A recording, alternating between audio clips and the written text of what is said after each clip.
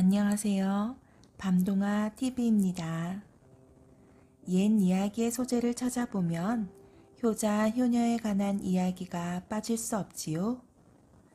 효는 어버이를 잘 섬기는 일이며 부모님에 대한 공경심과 그에 따르는 모든 행동을 말합니다. 동서고금을 막론하고 존재해 왔으며 인륜의 중요한 덕목이지요.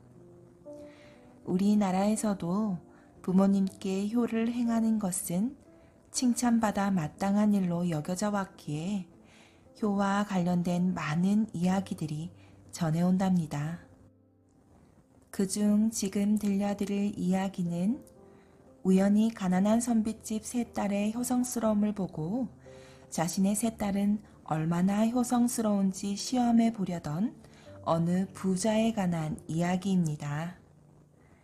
이야기를 통해 부모님을 공경하는 마음에는 부모님의 재산이나 자신의 이익 등 다른 욕심이나 목적이 들어있으면 안 된다는 것을 알려주지요.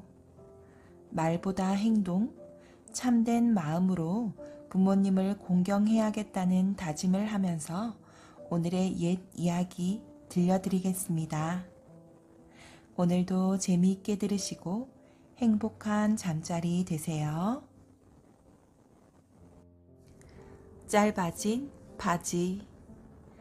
옛날 어느 마을에 한 부자가 살고 있었어요. 그 부자에게는 세 딸이 있었지요.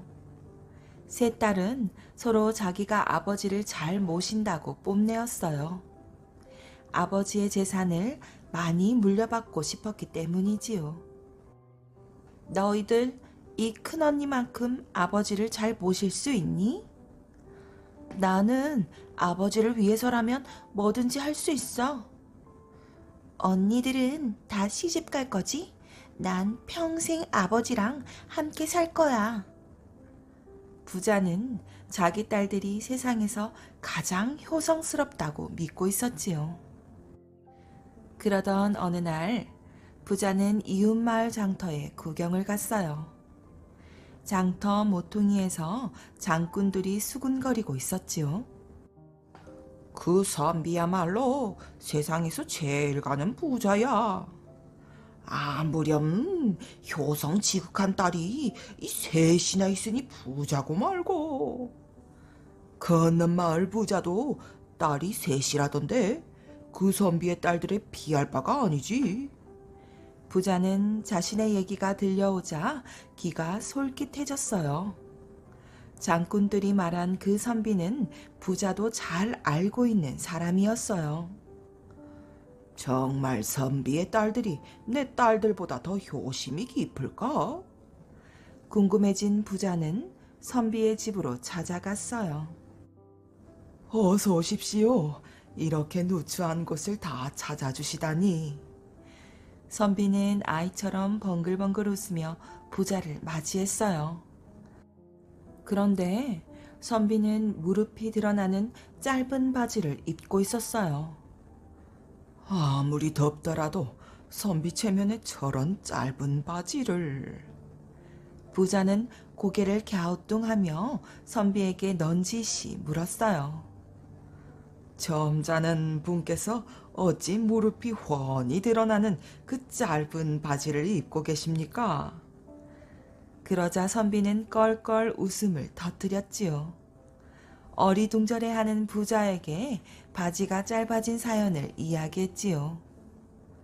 며칠 전 선비는 친척에게서 옷감을 선물로 받았어요.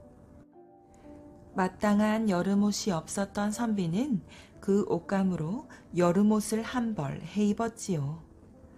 그런데 새로 지은 바지가 한 뼘이나 길어서 땅에 질질 끌렸어요. 선비는 세 딸이 모여있는 방 밖에서 헛기침을 하며 말했어요. 얘들아, 누가 내 바지를 한 뼘만 줄여다오. 예, 아버지. 세 딸은 합창을 하듯 한 목소리로 대답했어요. 다음날 오후 바지를 입어본 선비는 깜짝 놀라 세 딸을 불렀어요. 얘들아, 이 바지가 너무 짧아졌구나. 분명히 내가 한 뼘만 줄이라고 말하지 않았느냐? 첫째 딸이 시원하게 드러난 아버지의 무릎을 보며 대답했어요. 참 이상하네요. 어젯밤에 제가 꼭 한 뼘만 줄여놓았는데. 어머나, 전 그런 줄도 모르고 새벽에 바지를 또 한 뼘 줄여놓았지 뭐예요? 언니들의 말을 듣고 있던 셋째 딸도 기어 들어가는 목소리로 말했어요. 큰 언니도 한 뼘, 작은 언니도 한 뼘. 어쩌지요? 오늘 아침에 저도 또 한 뼘. 셋 딸의 얼굴에 살짝 그늘이 어렸어요. 하지만 선비의 얼굴엔 활짝 웃음꽃이 피어났어요. 괜찮다, 얘들아. 이 바지는 나한테 아주 꼭 맞는구나. 부자는 선비의 이야기를 듣고 고개를 끄덕였어요. 집에 돌아온 부자는 세 딸의 효성을 시험해보고 싶었어요. 그래서 딸들을 모아놓고 바지 한 벌을 불쑥 내밀었지요. 이 바지가 너무 길구나. 너희 가운데에 아무나 이 바지를 한 뼘만 줄여다오.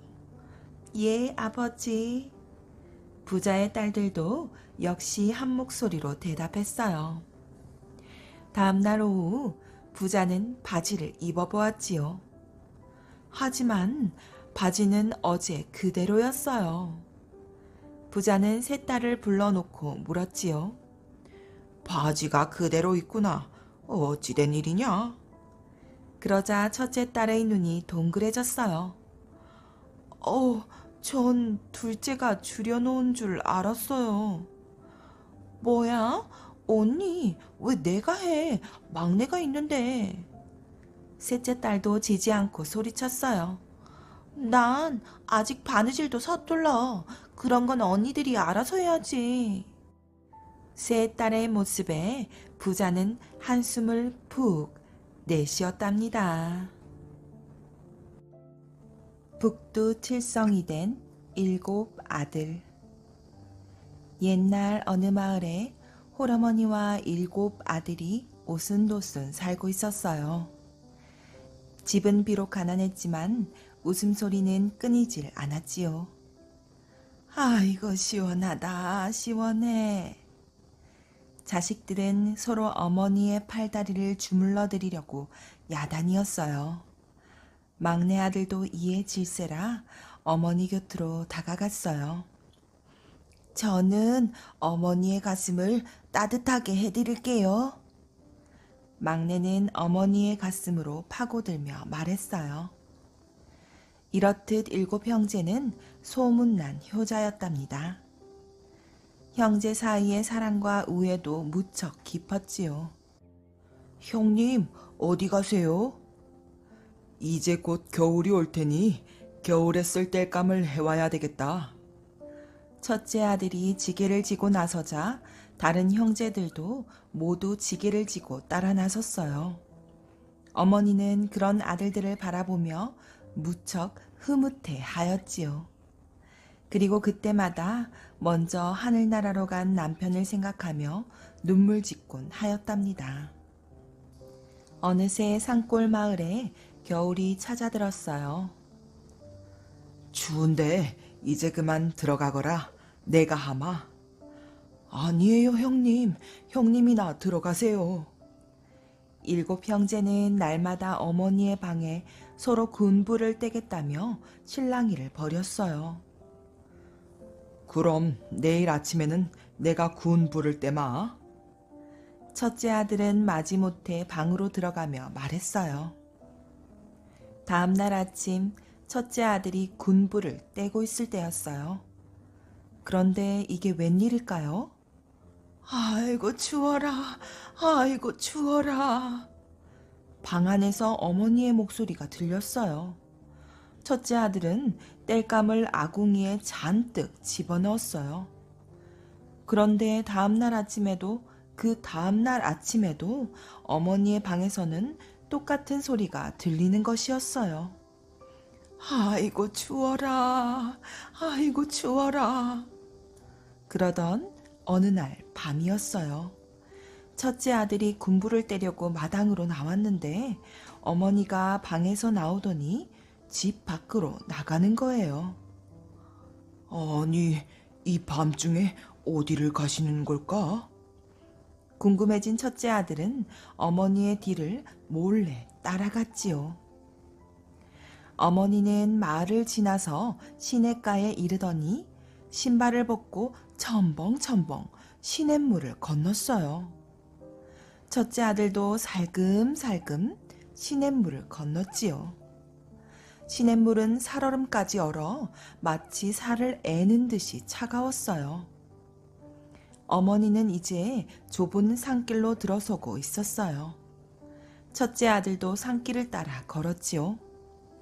밤하늘에는 반짝반짝 별이 빛나고 있었지만 산길은 칠흑같이 어둡기만 했답니다. 어머니가 간 곳은 뜻밖에도 아버지의 무덤이었어요. 어머니는 무덤에 대고 소곤소곤 낮에 있었던 일들을 이야기했어요. 마치 살아있는 사람에게 하듯이 말이에요. 오늘 아이들이 글 공부를 했어요. 첫째가 둘째를 가르치고 둘째가 셋째를 가르치고. 어머니는 미소를 짓기도 하고 무덤을 쓰다듬기도 했어요. 그래, 어머니께서 밤마다 여기를 다녀오셨구나. 그래서 아침마다 콜록콜록 기침을 하시며 춥다고 하셨던 거야. 어머니를 외롭지 않게 모셨어야 했는데. 첫째 아들은 집으로 돌아오며 혼자 눈물을 흘렸어요. 동생들아, 어머니가 아침마다 왜 기침을 하셨는지 알았다. 그리고 왜 아침마다 춥다고 하셨는지도. 집으로 돌아온 첫째 아들이 동생들에게 자기가 본 것을 이야기했어요. 동생들은 벌떡 일어나 큰형의 말에 귀를 기울였지요. 7 형제들에게 이제 큰 걱정거리가 하나 생겼어요. 우리가 아버지 무덤 가까이로 이사를 가요. 매일 밤 우리가 어머니를 모셔다 드리면 어떨까요? 형제들이 각자 자신의 생각을 이야기했어요. 7 형제들이 걱정을 하는 모습은 마치 반짝이는 아름다운 7개의 별과도 같았어요. 어머니를 위해서 지금 개울에 징검다리를 놓아드려요. 조용히 앉아있던 막내가 말했어요. 7 형제들은 서둘러 시냇가로 달려갔어요. 형님, 이 돌이 좋겠네요. 그래, 그럼 이 돌은 여기에 놓기로 하자. 쉿, 조용조용히 하자. 혹시라도 어머니께서 눈치채시면 곤란하니까. 하나, 둘, 아들들은 돌을 날라다 징검다리를 놓았어요. 7 형제의 이마와 등에서는 땀이 줄줄 흘러내렸지만 어머니를 위한다는 생각에 힘든 줄도 몰랐답니다. 4번째 징검다리를 놓을 때였어요. 막내 아들이 돌을 옮기다가 그만 넘어지고 말았어요. 막내야, 너는 아직 힘도 약하니 그냥 앉아 쉬거라. 하지만 막내도 누구 못지않게 어머니를 사랑했어요. 그러니 가만히 있을 수 없었지요. 막내는 힘겹게 돌을 옮겨 4번째 징검다리를 놓았답니다. 마침내 징검다리가 완성되었어요. 7 형제들은 서둘러 집으로 돌아갔어요. 어느새 동쪽 하늘이 밝아오고 있었어요. 어머니는 무덤 곁에서 일어나 발걸음을 옮겼지요. 시냇가에 이른 어머니는 깜짝 놀라고 말았어요. 어머나, 밤새 징검다리가 생겼네. 어머니는 7 형제가 다리를 놓았을 거라고는 상상도 하지 못했답니다. 어머니는 아주 편하게 다리를 건널 수 있었어요. 차가운 물에 발을 적실 필요도 없었지요. 징검다리를 다 건너고 난 어머니는 하늘의 별을 바라보며 기도했어요. 하느님, 징검다리를 놓은 착한 사람들이 하늘나라에 가면 밤하늘에 반짝반짝 빛나는 아름다운 별이 되게 해주세요. 7형제는 어머니가 집으로 돌아와 방으로 들어가는 소리를 듣고 있었어요. 어머니가 건강하시길 빌면서요. 세월이 흐르고 흘러 어느덧 7형제도 하늘나라로 가게 되었답니다. 반짝반짝, 반짝반짝. 하늘나라에 간 형제들은 어머니의 기도처럼 모두가 아름다운 별이 되었어요. 그 별이 바로 7개의 별, 북두칠성이랍니다. 자세히 보면 그중 하나는 약하고 어린 막내 아들처럼 희미하게 반짝거려요. 하지만 어느 별 못지않게 아름답게 빛나고 있답니다. 고사섬과 고사돌. 옛날 옛적 올망졸망한 초가집 사이에 대궐 같은 집이 한 채 있었어요. 그 집에는 부자 영감이 살고 있었는데 해마다 점점 더 부자가 되어갔어요. 가난한 사람들이 땅을 빌려 농사를 짓고 많은 곡식을 바쳤거든요. 그러니 부잣집 마당에는 늘 곡식이 쌓일 수밖에요. 부잣집과 담장을 나란히 맞댄 가난한 집은 유난히 초라해 보였답니다. 마당에 곡식은커녕 건불더미도 없었거든요. 하루는 가난한 집 막내 아들이 부잣집을 바라보며 생각했어요. 우리 집은 왜 이리도 가난하지? 생각하고 또 생각하다가 문득 뭐든지 쌓으면 부자가 될 수 있을까? 하는 생각에까지 이르렀지요. 아버지, 어머니, 우리도 이제부터 부자가 되어요. 저녁을 먹던 막내 아들이 불쑥 말했어요. 무슨 수로 우리가 부자가 된단 말이냐? 아버지가 고개를 잘래잘래 저었어요. 마당에 뭐든지 쌓아보면 어떨까요? 우리 처지에 무엇을 쌓는단 말이냐? 쌓을 거라고는 눈을 씻고 봐도 없을 거야. 흔한 돌멩이라면 모를까. 그런데 이 말을 들은 막내 아들이 장단을 맞추듯 대답하는 게 아니겠어요? 그래요, 돌멩이라도 쌓아요. 일할 힘도 없는데 돌멩이까지 주워 모으자고? 집으로 들어오는 길에 주워오면 되지요. 식구마다 한 개씩만 들고 와도 바로 10개가 되잖아요. 그래서 다음 날부터 식구들은 집으로 들어올 때마다 돌멩이를 한 개씩 주워왔지요.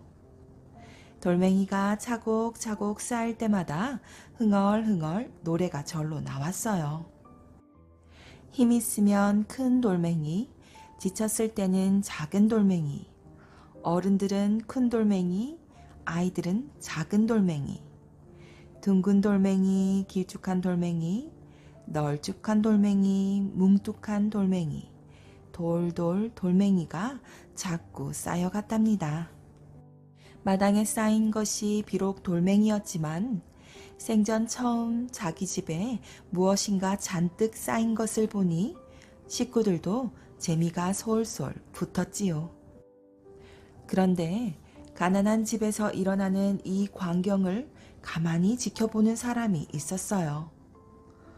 허허, 돌멩이를 모으다니 별일이군 별일일세. 바로 옆집에 사는 부자 영감이었지요. 부자 영감은 날마다 가난한 집 담장을 기웃기웃했어요. 분명 무엇인가 있는 듯한데. 남의 일에 끼어들기 좋아하는 부자 영감이 당연히 가만히 있을 리가 없었지요. 돌멩이를 모은 지 1년이 지난 어느 날이었답니다. 어둑어둑한 저녁, 빈손으로 돌아온 식구들이 허겁지겁 밥을 먹고 있었어요. 그런데 갑자기 막내 아들이 한숨을 푸 내쉬는 게 아니겠어요? 눈치를 챈 아버지가 조심스럽게 말을 꺼내었지요. 얘야, 오늘만 눈 감아주지 그러냐? 날도 어둡고 모두 허기져 있는데. 다른 사람들은 곡식을 쌓아 부자가 되는데 우리는 돌멩이라도 열심히 쌓아야지요. 식구들은 할 말이 없었어요. 하는 수 없이 식구들이 하나 둘씩 일어섰어요. 그러고는 달도 없는 캄캄한 밤에 돌멩이를 찾아 이리저리 헤맸답니다. 그날 밤 가난한 집을 기웃거리던 부자 영감의 눈이 갑자기 휘둥그레졌어요. 아니, 저것은? 돌무더기에서 무엇인가 반짝반짝 빛나고 있었거든요. 밤중에 주워온 돌멩이 중에 커다란 금덩이가 있었던 거예요. 흙이 묻어 자세히 보이지는 않았지만 부자 영감은 그게 금덩이라는 것을 금방 알 수 있었어요. 쌀 1000섬이랑 맘먹겠는걸. 부자 영감은 쿵쾅거리는 가슴을 누르며 밤새 궁리했답니다. 저 금덩이를 무슨 수로 가져오지? 강제로 빼앗을 수도 없는 노릇이고. 쌀 50섬이랑 맞바꾸자고 할까? 싫다고 하면 어찌할꼬? 쌀 100섬이랑 바꾸자고 해야 하나? 이리 뒤척 저리 뒤척 뜬 눈으로 밤을 새운 부자 영감은 꼭두 새벽부터 가난한 집 아버지를 불렀어요. 자네 식구들이 돌멩이를 열심히 모은다기에 기특해서 내 하는 말일세. 마침 쓸 곳이 있어 그러니 그 돌멩이들을 나한테 주게나. 대신 쌀 100섬을 줌세. 가난한 집 아버지는 깜짝 놀라 자기 귀를 의심했지요. 돌멩이를 쌀 100섬이랑 바꾸자는데 놀라지 않을 사람이 있겠어요? 그런데 다시 생각해보니 무슨 꿍꿍이가 있는 듯도 싶었지요. 그래서 아들 핑계를 대며 말했어요. 영감날이 아들의 말을 듣고 시작한 일이라 아들한테 물어봐야 할 것 같습니다. 허둥지둥 집으로 달려온 아버지는 가슴 한번 누르고 침을 꼴깍 삼킨 후 방금 전에 있었던 일을 모조리 이야기했어요. 이야기를 들은 식구들은 모두 깜짝 놀랐지요. 그때 골똘히 생각하던 막내 아들이 말했어요. 말을 바꿀 수도 있으니 우리가 먼저 쌀을 실어 오겠다고 해야겠어요. 물론 부자 영감도 그러라고 했지요. 가난한 집 식구들은 쌀을 가지러 부잣집으로 우르르 몰려갔어요. 남자는 지게를 지고 여자는 따리를 얹고 갔답니다. 부자 영감이 쌀을 내주며 하인에게 말했어요. 맨 위에 있는 안섬은 고사섬이니 내려놓도록 하여라. 고사 지낼 때 쓰는 좋은 쌀이라며 한 섬을 내려놓게 한 거예요. 돌멩이와 바꾸는데 쌀 한 섬 덜 받는 게 문제겠어요? 오히려 부자 영감의 마음이 변할까봐 가난한 집 식구들은 서둘러서 쌀을 옮겼지요. 이번에는 부잣집 하인들이 덜컹덜컹 달구지를 끌고 돌멩이를 가지러 가난한 집으로 왔어요. 부자 영감은 돌멩이 따위에는 관심 없는 척 자기 집 마당에서 기다리고 있었지요. 금덩이가 있다는 것을 눈치채면 큰일이니까요. 그런데 하인들이 돌멩이를 막 실으려고 할 때였어요. 잠깐만요. 우리도 고사돌로 하나를 내려놓아야지요.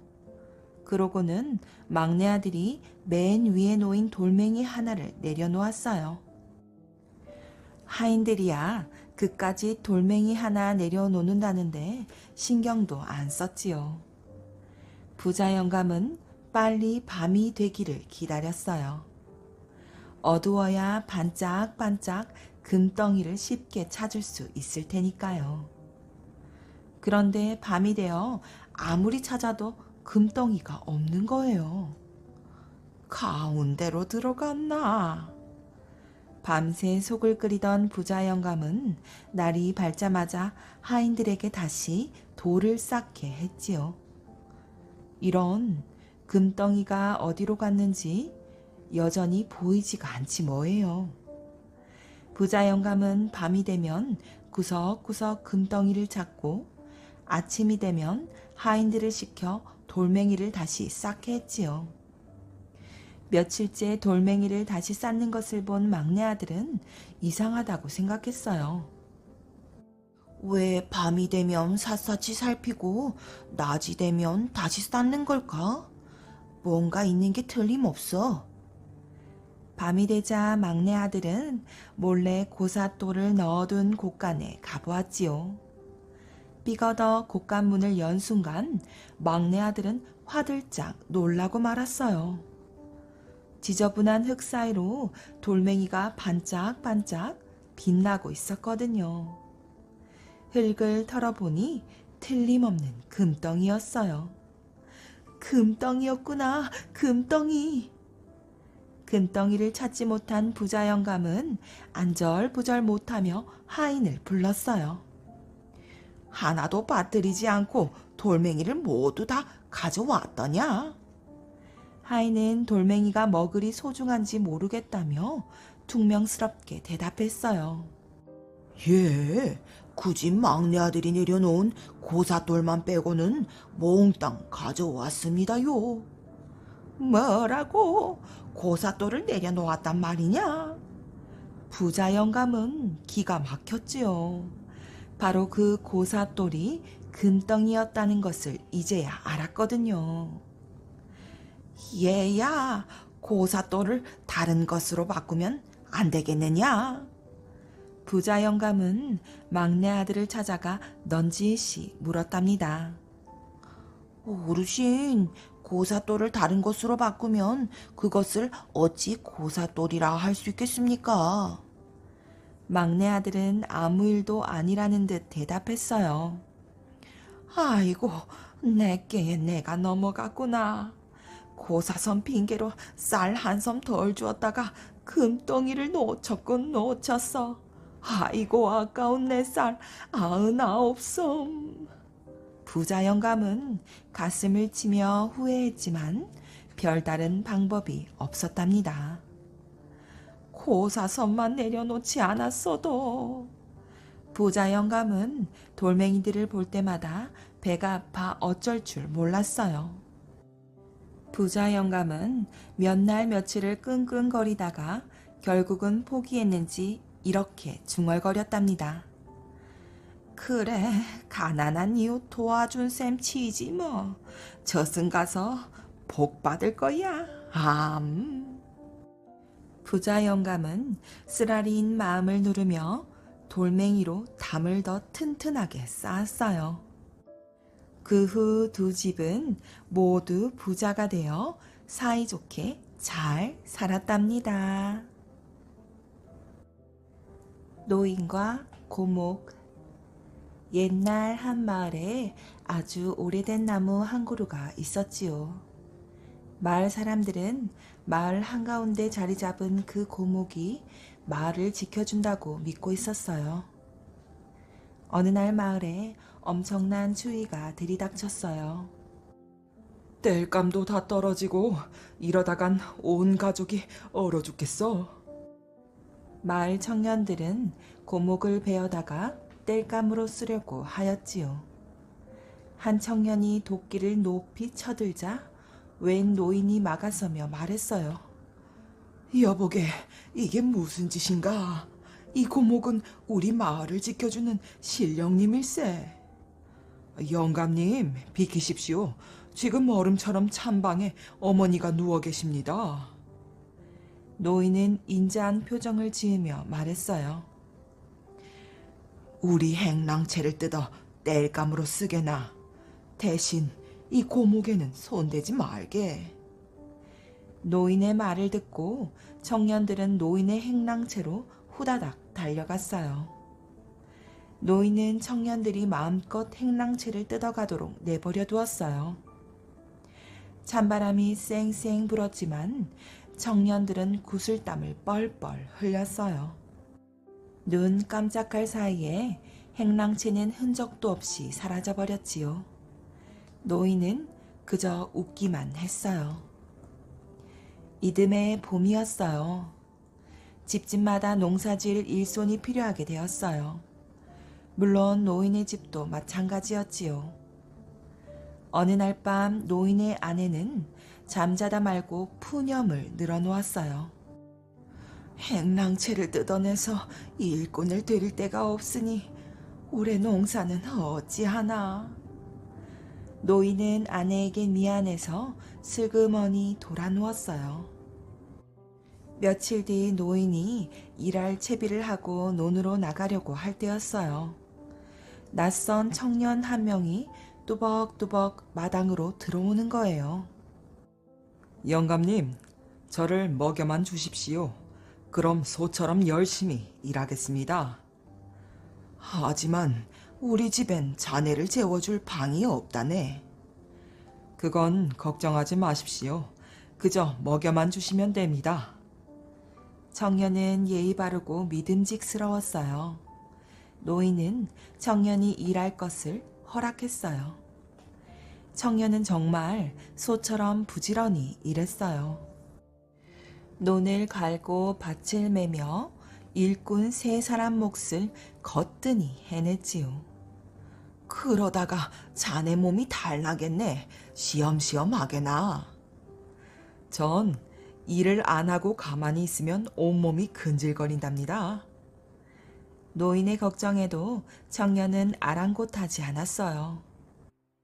그런데 청년에게는 한 가지 이상한 점이 있었어요.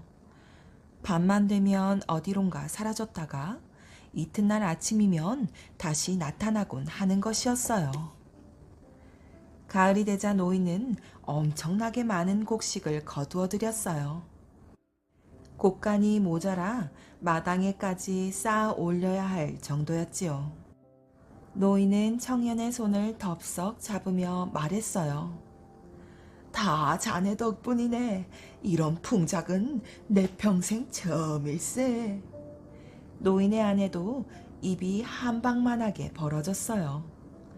그냥 우리 아들 삼았으면 딱 좋으련만. 이 말에 모두들 너털웃음을 지었어요. 노인은 청년의 손을 놓으며 말했어요. 기다리게나. 자네 몫을 듬뿍 나누어 주겠네. 그러자 청년의 입가에 미소가 번졌어요. 영감님, 사실 저는 고목의 신령입니다. 지금 뭐라고 했나? 고목의 신령? 지난 겨울 영감님께서 제 목숨을 구해주셔서 은혜를 갚으려고 여기에 온 것입니다. 그제야 노인의 아내도 눈이 동그래졌어요. 여보, 이 청년이 신령님이라고요? 청년은 고개를 끄덕이며 대답했어요. 예, 이제 저는 할 일을 다 했으니 그만 돌아가겠습니다. 말을 마친 청년은 꾸벅 절을 하더니 고목 속으로 쑥 들어가 버렸어요. 때마침 바람이 불어와 고목 잎사귀들이 인사하듯 사각사각 거렸답니다. 방귀 낀 새색시와 오이씨. 옛날 어느 마을에 신랑 신부가 결혼하는 잔치가 벌어졌대요. 신랑은 씩씩하게 잘생겼고 색시는 달님처럼 고와 마을 안은 웃음소리로 가득했답니다. 밤이 되어 신랑과 색시는 꼭 끌어안고 잠을 잤지요. 예쁜 아가의 어머니 아버지가 되는 꿈을 꾸면서 잠을 잤대요. 그리고 이튿날 아침이 밝았어요. 잠에서 깬 색시는 선녀처럼 예뻤지요. 그런데 새색시가 그만 방귀를 뿡 하고 끼었어요. 방귀를 뀌었소? 신랑이 얼굴이 새파래져서 물었는데 색시는 창피해서 아무 말도 못했어요. 아니, 버릇없이 방귀를 뀌다니. 신랑이 버럭 화를 냈지요. 용서할 수 없소. 당장 나가시오. 방귀 낀 죄로 색시는 그만 집에서 쫓겨나고 말았어요. 새색시는 울며 울며 쫓겨났어요. 어디 가서 사나? 무얼 먹고 사나? 색시는 혼자 외딴 마을로 가서 살았대요. 그런데 쫓겨난 색시의 배가 점점 불러오는 거예요. 바로 아기를 갖게 된 것이지요. 여러 달이 지나 색시는 아기를 낳았답니다. 아빠를 닮아 씩씩하게 잘생긴, 엄마를 닮아 달님처럼 환한 사내 아이였어요. 이름을 또리라 지었지요. 엄마가 된 색시는 또리를 알콩달콩 잘 키웠어요. 엄마의 사랑을 듬뿍 받아 또리도 무럭무럭 잘 자랐지요. 그러던 어느 날이었어요. 9살이 된 또리가 밖에 나갔다가 울며 울며 돌아왔지요. 또리야, 무슨 일이 있었니? 엄마가 물었어요. 아버지 없는 아이라고 친구들이 저를 놀려요. 이리 오렴, 엄마가 얘기를 해주마. 엄마는 또리에게 오래된 이야기를 들려주었어요. 새색시였을 적에 방귀를 뿡 뀌어 신랑한테 쫓겨난 그 이야기를 말이에요. 또리는 엄마의 이야기를 듣고 곰곰이 생각했어요. 어머니, 방귀를 낀 건 제가 아니잖아요. 제가 아버지를 찾아 나서겠어요. 그러더니 또리는 아버지를 찾아 집을 나섰대요. 오이씨 한 대를 옆구리에 차고서 말이에요. 또리는 걷고 또 걸었어요. 걷다 걷다 정승이 된 아버지가 사는 마을에 닿았어요. 오이씨 사려, 오이씨 사려. 저녁에 심어 아침에 따먹는 오이씨 사려. 또리는 어슬렁어슬렁 외치고 다녔지요. 오이시라고? 저녁에 심어 이튿날 아침에 따먹는다고? 마을 사람들이 와글와글 몰려들었어요. 거짓말을 잘도 하는구나. 한 어른이 말했답니다. 거짓말이 아닙니다. 또리도 지지 않고 말했지요. 그 바람에 온 마을이 시끌시끌 소란해졌어요. 그래서 낯선 오이시 장수에 대한 소문은 정승에게까지 전해졌지요. 거짓말쟁이 오이시 장수를 당장 잡아들여라. 정승이 명령했어요. 그러자 또리는 꼼짝없이 잡혀갔지요. 저녁에 심어 아침에 따먹는 오이씨를 판다는 거짓말쟁이가 너냐? 정승이 물었어요. 그렇습니다. 둘러선 마을 사람들이 모두 웃음을 터뜨렸어요. 나이도 어린 것이 거짓말을 하다니. 정승은 화가 머리 끝까지 났지요. 둘러선 마을 사람들은 웃음을 딱 그쳤어요. 거짓말이 아니옵니다. 거짓말이면 혼이 날 줄 알아라. 정승은 눈을 부릅떴어요. 둘러선 마을 사람들도 따라서 눈을 부릅떴지요. 그런데 한 가지 말씀드릴 게 있습니다. 이제껏 방귀를 한 번도 끼지 않은 사람이 이 오이씨를 심어야만 오이가 열립니다. 뭐? 세상에 방귀를 한 번도 끼지 않은 사람이 어디 있단 말이냐? 정승이 호통을 쳤지요. 그러자 또리는 속으로 이때다 하면서 이렇게 말을 했대요. 그럼 어찌해서 아버님은 방귀 낀 죄를 씌워 어머니를 내쫓으셨습니까? 그 말에 정승은 깜짝 놀랐어요. 둘러선 마을 사람들도 놀랐지요. 정승은 그제야 자신의 잘못을 뉘우쳤답니다. 슬기롭게 잘 자랐구나, 내 아들아. 정승이 또리의 손을 꽉 잡았어요. 그 뒤로 또리는 정승 아버지와 어머니를 모시고 아주 오래오래 행복하게 잘 살았대요. 보이나 안 보이나? 햇볕이 쨍쨍 내리쬐는 어느 여름날, 소금 장수가 땀을 뻘뻘 흘리며 소금을 팔러 다녔어요. 소금 사려, 소금 사려. 눈보다 깨끗한 소금 사려. 그러나 아무도 소금을 사러 나오지는 않았대요. 소금 장수는 마을에서 가장 잘 산다는 최부잣집을 찾아갔지요.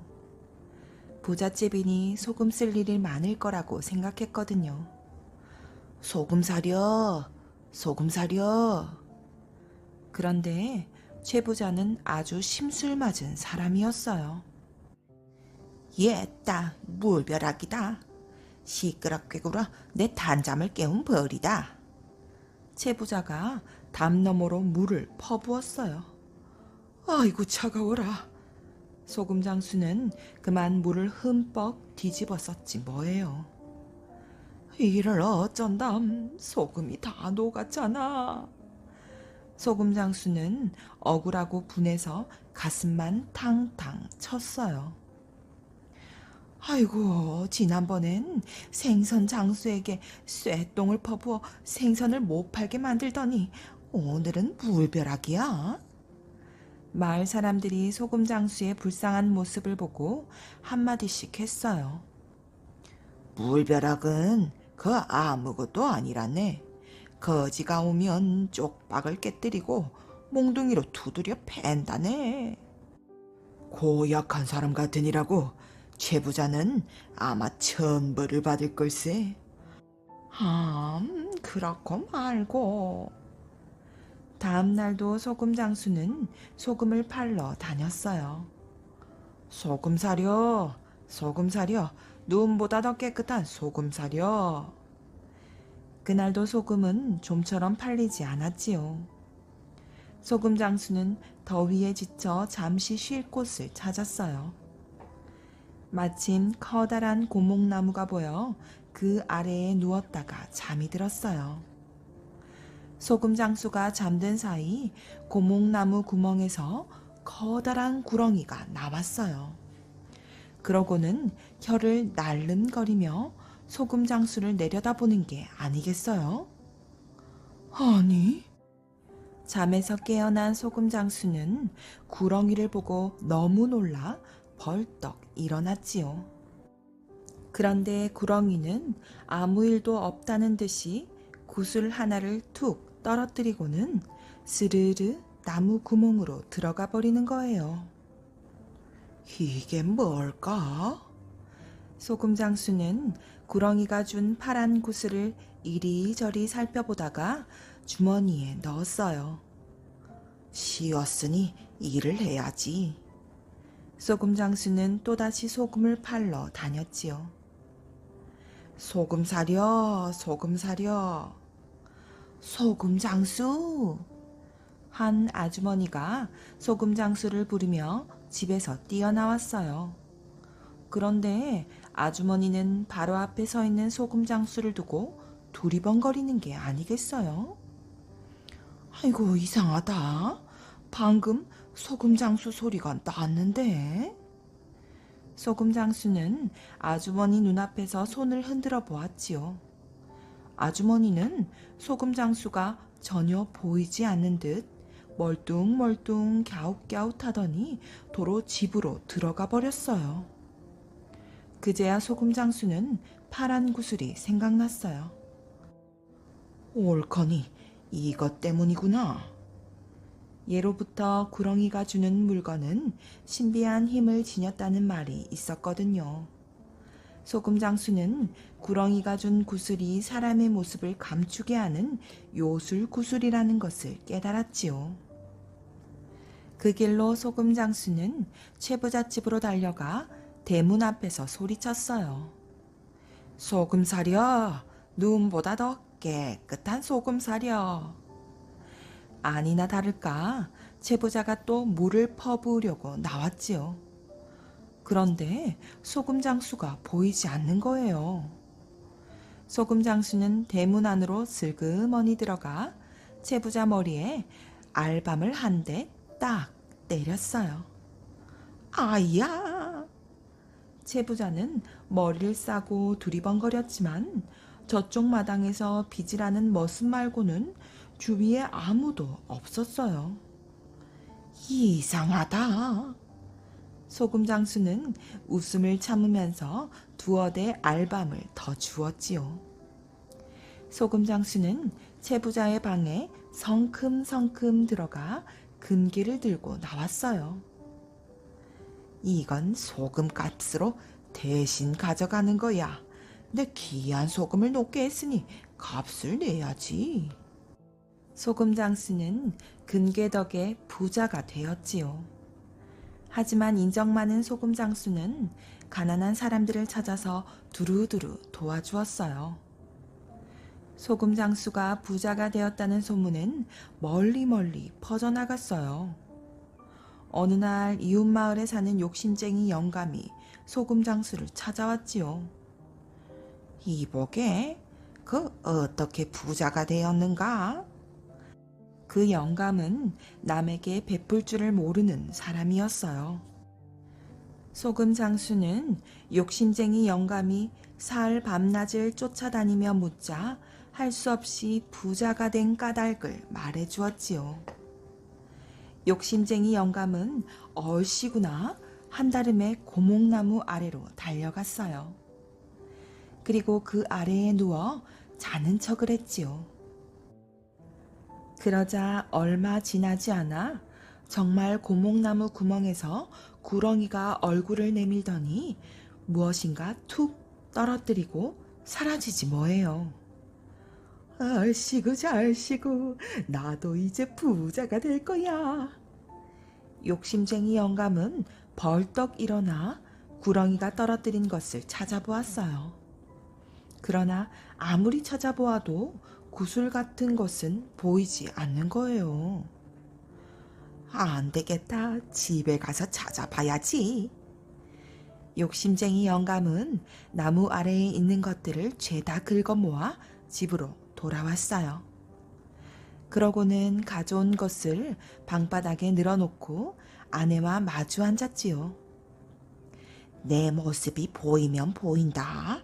안 보이면 안 보인다. 대답해 주구려. 욕심쟁이 영감은 돌멩이를 집어들었어요. 보이나? 아내가 대답했지요. 아이고 참, 보이네요. 다시 나뭇잎 하나를 들고서 물었지요. 보이나? 나원 보이네요. 다른 것 골라 잡고서 보이나? 보이네요.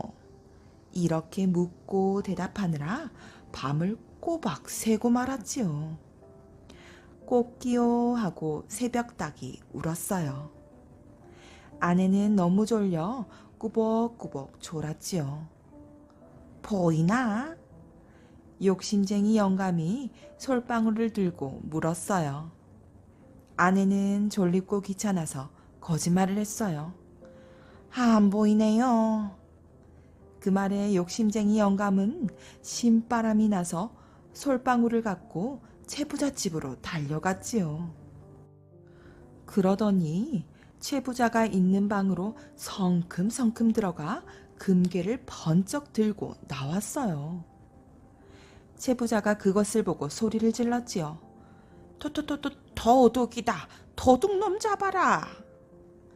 욕심쟁이 영감은 깜짝 놀라 금괴를 떨어뜨리며 물었어요. 내가 보이나? 그래 보인다 이놈아.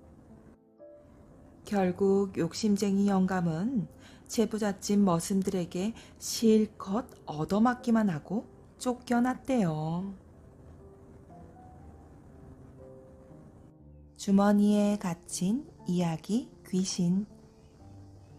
옛날 한 부잣집에 꼬마 도령이 살았답니다. 도령은 이야기를 아주 좋아했어요. 그래서 틈만 나면 사람들한테 조르곤 했지요. 할아버지, 이야기 하나만 해주세요. 네. 그 다음엔 할머니 차례예요. 도령은 한 가지 이상한 버릇을 가지고 있었어요. 재미있는 이야기를 들을 때마다 허리에 차고 다니던 주머니에 대고 종알종알 들은 이야기를 다시 하는 거예요. 그러고 나서 주머니를 얼른 꽁꽁 묶어버렸지요. 이야, 이야기 하나 또 벌었다 하고 좋아하면서 말이에요. 하지만 도령은 남의 이야기를 듣기만 하고 들은 이야기를 남에게 해주지는 않았답니다. 그러니까 한번 주머니 속에 들어간 이야기들은 다시는 바깥으로 나오지 못한 거지요. 어느덧 세월이 흐르고 흘러 도령이 장가를 들게 되었답니다. 그런데 혼인 전날 밤의 일이에요. 마당새가 아궁이에 불을 떼고 있는데 어디서 소곤소곤거리는 소리가 들려오는 거예요. 아무도 없는데 어디서 나는 소리일까? 마당새는 길을 쫑긋 세우고 주위를 살폈어요. 그랬더니 세상에 벽에 걸려있는 도령의 이야기 주머니 속에서 말소리가 흘러나오는 게 아니겠어요? 이것들 봐. 도령이 내일 장가를 간다는데 이대로 있을 수는 없잖아. 우리를 주머니에 가둬서 죽인 분풀이를 해야지. 맞아. 박수 소리가 짝짝짝 터져 나왔어요. 내일 신랑이 말을 타고 신부집으로 갈 때 난 먹음직스러운 산딸기가 되어 길에서 기다릴게. 그래서 나를 따먹으면 죽게 할 거야. 다른 이야기 귀신이 말을 받았어요. 만약 네가 실패하면 나는 맑은 옹달샘이 되어 기다릴게. 나를 한 모금이라도 마시면 죽일 거야. 또 다른 이야기 귀신이 말했어요.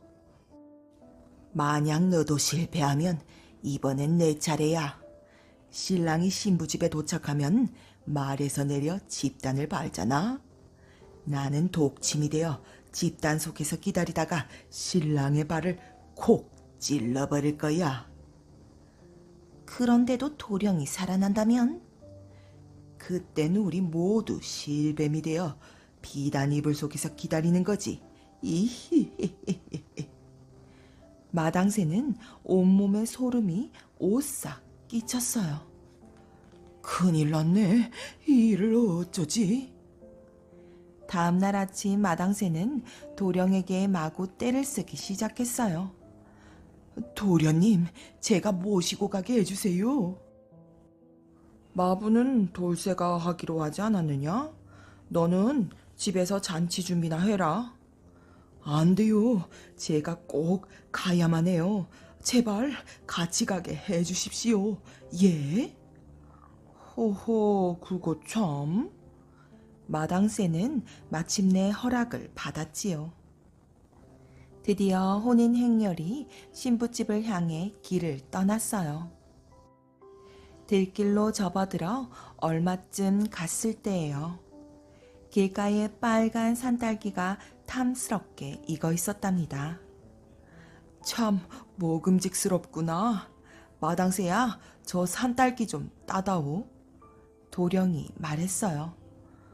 도련님은 이제 어른입니다. 어린애들이 다 먹는 산딸기 같은 건 잡수시지 마시어요. 마당새는 말고삐를 당겨 얼른 지나쳐 버렸지요.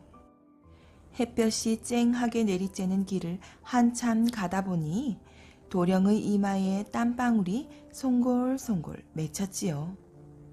마침 길가에 맑은 옹달샘이 나타나자 도령은 몹시 반가웠어요. 목이 마르던 참인데 잘 되었다. 마당새야, 물 한 바가지만 떠다오. 안 됩니다. 신부댁에서 모두 기다리고 계실 텐데 서둘러 가야지요. 마당새는 말 엉덩이를 철썩 두드리면서 그것도 그냥 지나쳤지요. 드디어 신부집에 도착했어요. 마당새는 신랑이 탄 말을 집단 곁에 세웠지요. 신랑이 말에서 내려 집단을 밟으려고 할 때 마당새가 말을 힘껏 꼬집었어요. 깜짝 놀란 말이 앞발을 치켜드는 바람에 신랑은 말에서 쿵 떨어지고 말았지 뭐예요. 잔치 마당엔 한바탕 웃음이 터졌답니다. 도령은 창피해서 얼굴이 빨개졌어요. 마당새 녀석 하루 종일 나를 콜탕 먹이는구나.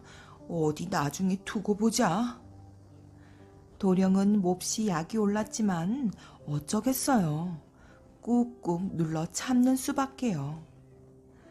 혼인식은 무사히 끝이 났어요.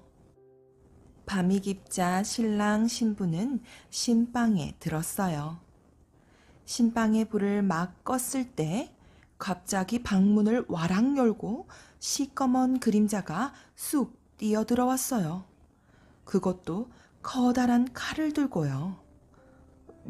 누구냐? 놀라지 마세요. 저 마당새예요. 마당새, 내 놈? 이게 무슨 짓이냐? 이유는 나중에 말씀드리겠습니다. 두 분 얼른 바깥으로 나가 계세요. 얼른요. 다짜고짜 신랑 신부를 내쫓은 마당새는 먼저 불을 환하게 켰어요. 그리고 비단 이불을 확 젖혔지요. 그랬더니 실뱀이 우글우글.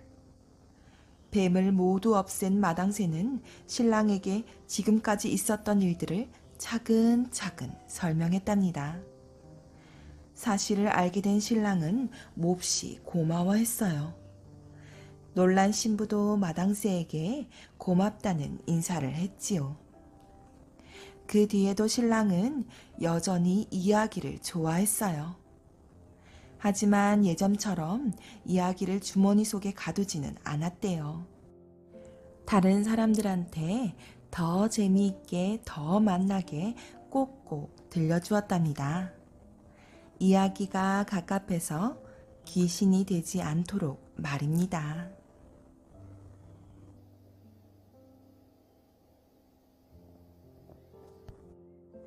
가마솥 안에 든 거인.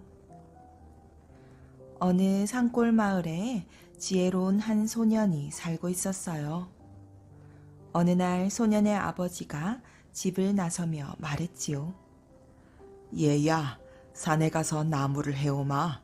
그러니 집을 잘 보고 있거라. 네, 아버지, 조심해서 다녀오세요. 소년은 하루 종일 집안일을 열심히 하였어요. 그런데 밤이 깊어가도록 아버지가 돌아오지 않았어요. 다음 날 아침까지 아버지는 아무 소식이 없었어요. 소년은 몹시 걱정이 되어 발을 동동 굴렀어요. 아버지에게 무슨 일이 생긴 게 분명해. 아버지를 찾으러 가야겠어. 소년은 용감하게 산으로 올라갔어요. 아버지, 어디 계세요? 소년은 큰 소리로 아버지를 불렀어요. 하지만 소년의 목소리만이 메아리가 되어 돌아올 뿐이었지요. 소년은 산속을 오랫동안 헤매었어요. 배도 고파오고 기운도 점점 빠졌지요. 안 되겠다. 잠시 쉬었다가 가야지. 소년은 커다란 나무에 기대어 쉬다가 그만 깜빡 잠이 들고 말았어요.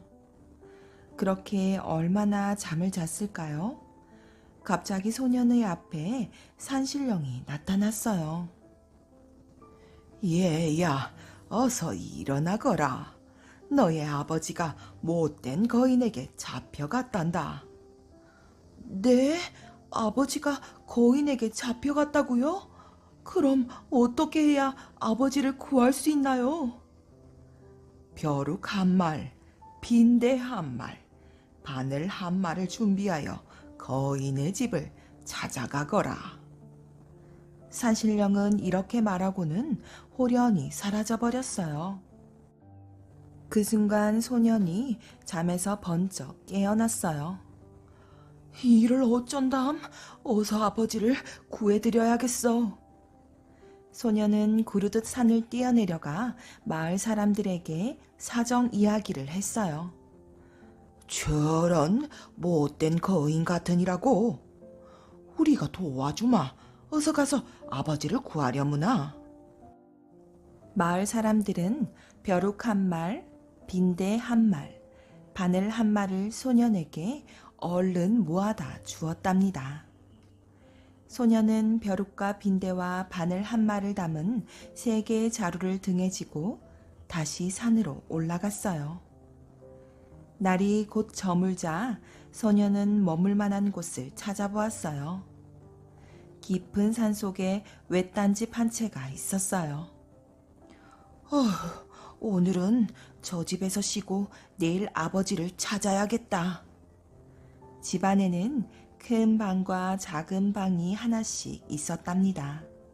소년은 작은 방으로 들어가 잠을 청했어요.